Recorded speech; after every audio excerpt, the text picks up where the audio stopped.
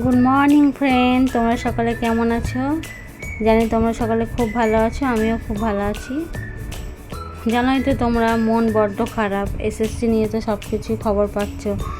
SLST 2 নিয়ে যা ঝামেলা শুরু হয়েছে তাতে খুবই মন খারাপ। 2-3 দিন তো এত মন খারাপ যে ভিডিও করতে পারিনি, কিছু ছাড়তেও পারিনি। তোমরা দেখতেই পেয়েছো। যাই হোক, কি হবে এখন কে জানে, ঈশ্বর জানে আর কমিশন জানে। চারিদিকে যা হচ্ছে তোমরা তো দেখছো, যা তো অবস্থা। একদিকে আন্দোলন, একদিকে ইন সার্ভিসে চাকরির মেয়াদ শেষ হয়ে যাচ্ছে, একদিকে যারা ফ্রেশার্স প্যানেল হয়েছে তাদের জ্বালা, একদিকে আমরা যারা ওয়েটিং তাদের জ্বালা। আদৌ কি হবে কি হবে না। তারপরে আছে কোর্ট কেস, ওবিসি নিয়ে একটা সংক্রান্ত ঝামেলা, 7% না 17%, হাজার হাজার সমস্যাতে এই নিয়োগটা একদম জর্জরিত হয়ে গেছে। এর পরিণতি যে কি হবে বা আদৌ কিছু হতে চলেছে ভবিষ্যতে জানা নেই। তো দুটো প্যানেল যদি একটু আলাদা করে 16 আর 25, তাহলে তো নিশ্চয়ই ভালোই হবে সবার জন্য। আর একমাত্র ওটা করলেই সবাই বিপদ থেকে রক্ষা পাবে, নাহলে যা অবস্থা কিছু তো করার নেই। মন খুবই খারাপ, তাই মন খারাপ করে বসে থাকলে আর হবে না, তাই শুরু করে দিয়েছি সকাল থেকে উঠেই। দেখো এখন সামনে SLST হওয়ার তো কোনো খবরই নেই। SLST 3 কবে হবে, কবে নোটিফিকেশান দেবে, এখন ধরো এইসব গল্প পুরোই এখন অত সমুদ্রে তলিয়ে গেছে। একমাত্র আছে কি সামনে আপার প্রাইমারি। তোমরা তো জানো আপার প্রাইমারি কাউন্সিলিং শেষ হয়ে গেল বা চলছে। ওর কোনো কোর্ট কেস নেই, ওর কিছুই নেই। আমারই এক চেনা দাদা পেয়ে গেল, উনি RTOতে জব করতেন, যাই হোক টেম্পোরারি, সে এবারে পেয়ে গেল। ভাবো তাহলে 8-9-10 বছর পর নতুন করে তারা সব চাকরি পেল। যাই হোক, তাদের কপালে ছিল, পেয়েছে।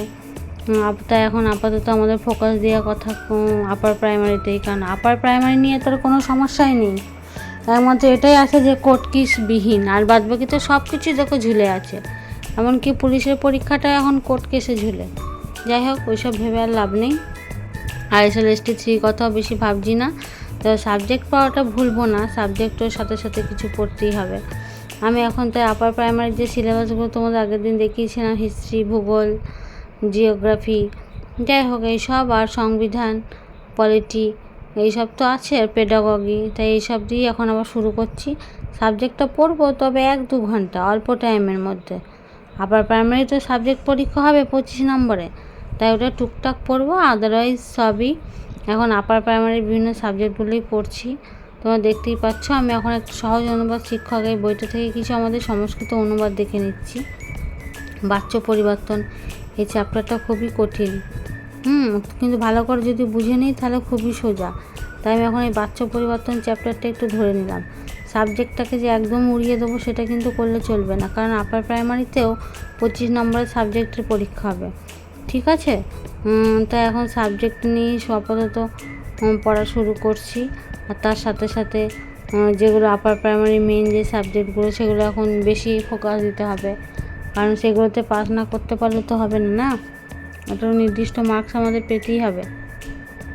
তাই দেখো, আমি এখন আজকাল এখন থেকে সাবজেক্টের পেছনে একটু কম সময় দেবো, আর বাদবাকি আপার প্রাইমারির জন্য যে সাবজেক্টগুলো আছে সেগুলোতে বেশি গুরুত্ব দেবো। তো এখন আমি একটুখানি অনুবাদ শিক্ষক থেকে একটু সংস্কৃত অনুবাদটা দেখে নিচ্ছি। এরপরেই আমি আবার ইতিহাস বা চাইল্ড সাইকোলজিটা পড়বো। আমি প্রথমে আগে ভূগোলটা পড়ে নিলাম, কারণ একঘেয়েমি তো পড়তে ভালো লাগে না, তাই প্রথমেই ভূগোলটা আজকে দেখে নিলাম। ভূগোল দেখার পরে সংস্কৃতে বাচ্চ পরিবর্তনটা ধরে নিয়েছি। বাচ্চ পরিবর্তনটা করতে বেশ মজা লাগে, এত সুন্দর লাগে, সেই কি বলবো, সেই কী যেন অঙ্কের সূত্রের মতো, সূত্রগুলো ফেলে তারপরে বিভিন্ন ধাতুরূপ শব্দরূপকে মনে রেখে কোনটা কীভাবে হচ্ছে, কোথায় তৃতীয়া বিভক্তি, কোথায় প্রথমা বিভক্তি হয়, কোন বাচ্চে কী হয়, এগুলো বেশ এই বাচ্চ পরিবর্তনের মধ্যে আছে। দেখো, আমি এই বাচ্চ পরিবর্তনটা এখন দেখে নিচ্ছি। বেশ ভালো লাগে বাচ্চ পরিবর্তনটা করতে।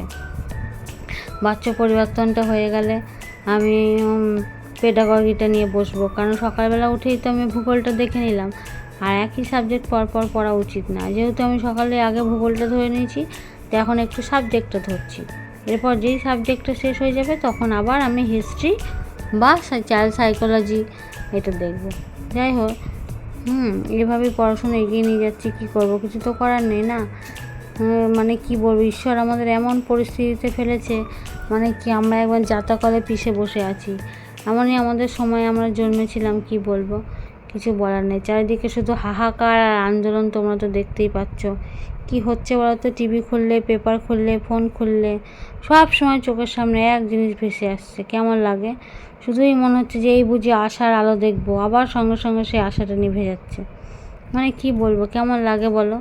কিন্তু সেই ওইভাবে তো বসে থাকলে হবে না, আমাদের তো দিন তো চলেই যাবে, দিন এগোবে, আমাদেরও নিজেদেরকে আপডেট করতে হবে। যদি আমরা সেটা না পারি তাহলে আমরা এখানেই ধ্বংস হয়ে যাব। কতজন দেখেছো মারা যাচ্ছে, কতজন সুসাইড করছে, তারা পরিস্থিতিটাকে সামলে নিতে পারছে না, তাই তারা সুসাইডের পথ বেছে নিচ্ছে। কিন্তু আমাদের তো সেইভাবে বসে থাকলে হবে না, প্রকৃতির সাথে সাথে, সময়ের সাথে সাথে আমাদের নিজেদেরকেও আপডেট করতে হবে। এই বাচ্চা পরিবর্তনটা মোটামুটি আমি শেষ করে নিলাম, এখন যতটুকু পারলাম, এখন হালকা হালকা করে দেখবো সাবজেক্ট। এরপর আমি চলে এলাম শিশু মনস্তত্ত্বে। এই শিশু মনস্তত্ত্বে জগন্নাথ জানা স্যারের যে বইটা আছে ওটা বেশ ভালো। আমি একদম প্রথম থেকে শুরু করলাম, আজ থেকে একদম প্রথম, যাতে কোনো রকম ভুল না হয়। আর প্রত্যেকটা লাইন একদম ধরে ধরে পড়ছি। আগে আমি ডিটেলসটা পড়ে নিয়েছি, তারপরে পেছনে শর্ট কোশ্চেনগুলো আছে, এই শর্ট কোশ্চেনগুলো করছি। তোমরাও আমার মতো প্রত্যেকটা লাইন ধরে ধরে বই পড়ো। যে বইগুলোতে ডিটেলস আছে সেই বইগুলোতে আগে পড়ে নাও, তারপরে এখান থেকে কোশ্চেনগুলো সলভ করো। আর 2-3টে বই মিলিয়ে অবশ্যই পড়বে, কখনো একটা বইয়ের ওপর ভরসা করে কেউ পড়ো না, এটাই আমার রিকোয়েস্ট। আর তোমরা এক মুহূর্ত আর বসে থেকো না, আপার প্রাইমারি নিয়ে অবশ্যই ভাবো, কারণ সামনে একমাত্র আমাদের এই রাস্তাটাই খোলা আছে। তাই একটু সময় নষ্ট করো না।